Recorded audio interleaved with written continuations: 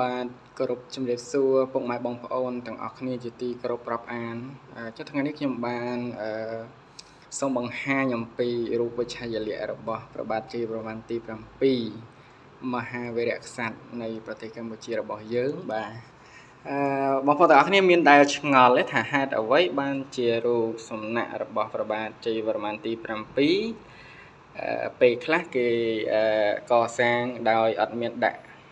ពហុរបស់ព្រះអង្គនេះបាទខ្លះអត់មានដាក់ខ្លះក៏ដាក់ខ្លះដាក់បែបទម្រង់សមាធិហើយខ្លះទៀតដាក់បែបនេះ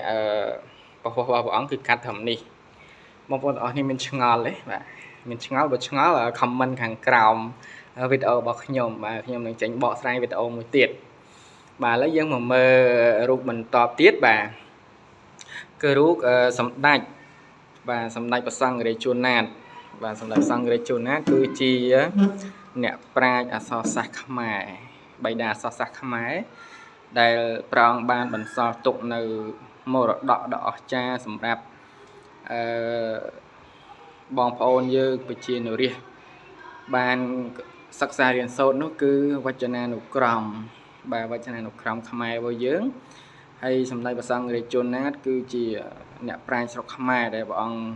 មានគុណបំណាច់ដ៏ធំធេងដែលបានជួយជាតិជួយសាសនានៅក្នុងប្រទេសកម្ពុជារបស់យើងអញ្ចឹងហើយបានជានៅតាមវត្តអារាមតាមទីសាធារណៈសាលារៀនមន្ទីរពេទ្យគឺតាំងរូបព្រះអង្គបាទកសាងរូបចម្លាក់របស់ព្រះអង្គទុកគោរពស្នងដឹងគុណនៅការលះបង់ដ៏ធំធេងរបស់ព្រះអង្គស្ទើរពេញមួយជីវិតបានលះបង់ទាំងបកាយពលគឺនៅក្នុងសាសនានឹងឯងហើយរូបបន្តទៀតនោះគឺបាទរូបបន្តទៀតនោះគឺរូប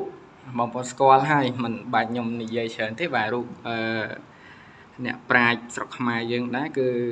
បាទអ្នកព្រះភិរមភាសាអ៊ូដែលលោកគឺជាអ្នកប្រាជ្ញកវីបណ្ឌិតមួយដែរខាងកំណាព្យកាបឃ្លោងវោហាជាពិសេសគឺបាទច្បាប់ទូមានផ្សេងច្បាប់ប្រុសច្បាប់ស្រីច្បាប់តបើកថ្មីលោកជាអ្នកបកកែដេញសដៀវណាបងប្អូនស្គាល់សដៀវនេះហៅសដៀវបាទនឹងឯងហើយបច្ចុប្បន្នអត់សូវមានអ្នកលេងទេសដៀវហ្នឹងគឺលេងនៅជប៉ុនហើយអ្នកព្រះភិរមភាសាអ៊ូនេះគាត់មានបាទថ្វីមាត់ខាងកំណាព្យនិពន្ធផ្សេងល្បីបាទល្បីដែលបងប្អូនធ្លាប់ស្ដាប់ឮហើយមានឃ្លាមួយរបស់គាត់នោះខ្ញុំបានចាំថាឃ្លារបស់គាត់ពោលណាខ្ញុំចាំថាគាត់បាននិពន្ធតែងថា